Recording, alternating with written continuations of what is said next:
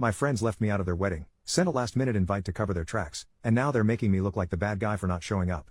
My friend Greg, 28 male, in my circle of friends met Shannon, 28 female, about 5 years ago and they immediately hit it off. Everybody instantly fell in love with Shannon because she's friendly and really fun to hang out with. They were everybody's favorite couple and really made our hangouts much more fun. We all knew they were perfect for each other. They both made our crew that much better. The engagement was expected but much welcome news. Our friend circle was buzzing about the inevitable wedding. Then the invitations went out. You know those save-the-date magnets that people send out? Well, it really sucked seeing them on everybody else's fridge when I visited friends knowing I didn't get one and wasn't invited. Feeling left out really sucks. But it gets worse. I completely understand how stressful wedding planning is and I believe nobody should feel that they have to invite people they don't want to their wedding. It's their day and their ceremony and they shouldn't have to have people there who they don't want there. I didn't cause a fuss or express to anyone that I was hurt that I felt excluded from the wedding and by extension, excluded from the group. I didn't want to be looked on in an even worse way that I feel I was apparently being looked at. But one friend actually stood up for me. When their wedding came up in conversation and people talked about booking flights and rooms, destination wedding in New York City, eventually I was asked if I booked yet. I said, me and my girlfriend, weren't invited. Nobody could believe it but I insisted that I wasn't upset because I know how situations like this can go. I didn't want to cause trouble because then the happy couple might resent me. Then I'd be the bad guy. I heard through other friends that my friend Tracy thought it was really messed up that I wasn't invited. She and I never spoke of how I wasn't invited to the wedding but she really felt a certain way about it. So a month before the destination wedding, I got a text from Greg basically saying sorry for forgetting to send an invite but that they would love to have us come to the wedding. It was way too late at that point for me. I couldn't get away from my job and I didn't have a chance to put money aside for a year for an expensive New York City destination wedding like everyone else did. I didn't even get a save the date. Every flight and hotel, no rooms where everyone else was staying, obviously. Too late for that, was unaffordable for me. I texted him back that I couldn't make it. The wedding came and went and I felt bad about everything. I saw the Facebook pictures of my friends all having the time of their lives. It looked like a great wedding. There's even a picture of just the group of friends labeled the crew. I don't think I've ever felt so left out honestly. It really made me feel worthless and unwanted. So naturally the typical thoughts surfaced. They don't like you. They think you're annoying. They think you're a jerk. If you can't identify the schmuck in a group of friends, that means you're it. They think you try way too hard to be nice and think you're a phony. Then as if it couldn't get any worse, Shannon messaged me on Facebook asking why I didn't RSVP and said they missed me at the wedding. RSVP? Doesn't one have to be invited in order to RSVP? Everybody got a year to prepare between getting save the dates and actual wedding invitations. I got a text message a month before the wedding. Just as I feared, I'm being made out to be the bad guy and I even made a point to keep my feelings to myself and play it cool.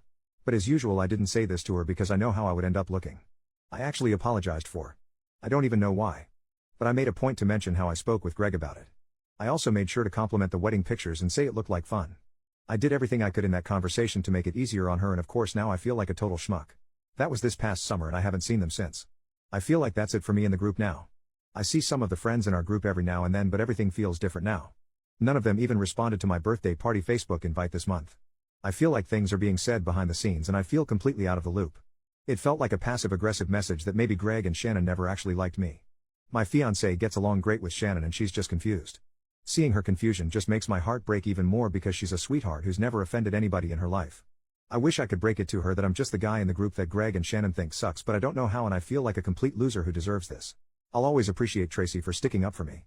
She may never know how awesome it feels hearing about how she told everybody it was messed up that I was left out.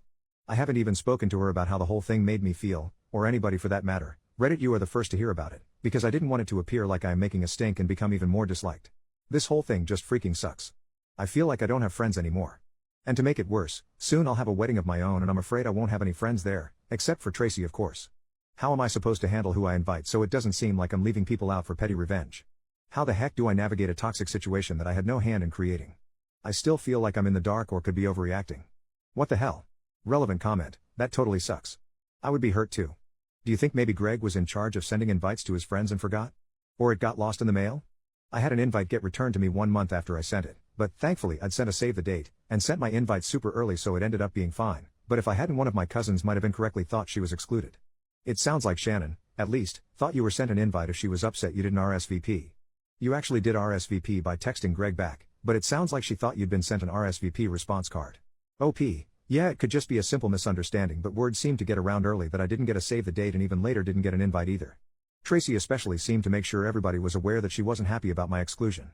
The other friends I spoke to didn't even suggest that it could have been a mistake, almost like they knew something I didn't but didn't feel comfortable saying it. Only one person even spoke up on my behalf.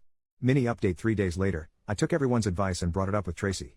She just confirmed that Shannon was full of crap when she asked me why she didn't get my RSVP and wanted to absolve herself of guilt. I'm not sure if they forgot or if I just wasn't invited yet, but Tracy said we'd talk about it more tonight when she gets out of work. Final update: later that day, I spoke about it in depth with Tracy. It turns out Greg's best man, someone who was never in the gang but grew up with Greg, always hated me and Greg thinks I'm annoying. Shannon later felt bad, so they chose not to invite me and pressured him to invite me over text knowing I wouldn't be able to make it. Also, it wasn't only Tracy who thought it was wrong that I didn't get an invite, and the chatter is what made Shannon ask me why I didn't RSVP, to make it seem like my invite was lost in the mail. It feels better knowing this because, like I said, they don't have to have people they don't want at their wedding. But knowing Greg doesn't like me hurts because I always thought we were friends. Turns out he's the phony. Unfortunately, everybody else, except for Tracy and a few others, like Greg more than me, so they kind of felt like they had to choose a side after Tracy brought up why I didn't get invited. Lots of people are feeling guilty about this, apparently. They still felt like they had to choose a side for whatever reason. Probably because most of them went to high school with Greg. Oh well. That's life.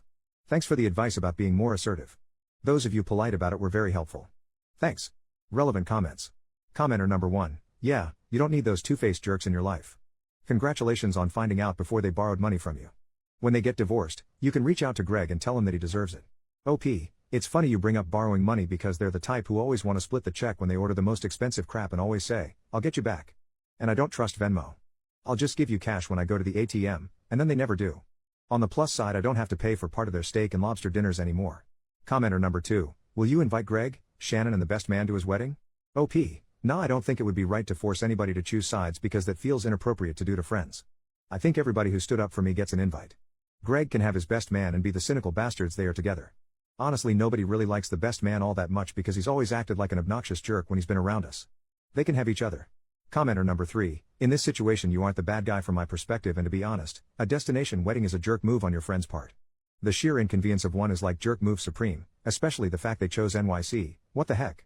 Plus some people turn into assholes after marriage, and statistically speaking, your married male friend is going to be spending much time with his wife now than his friends. In some ways marriage is like high school, you go to it with your friends for a little while, then you start to drift away from another by barely communicating. OP, Shannon is from up there and she wanted to be closer to her family. Yeah, it turns out they didn't want me there and felt pressured once some of my friends realized. I guess it was easier to make the decision when it was just the two of them, and they lost confidence in the choice when people found out.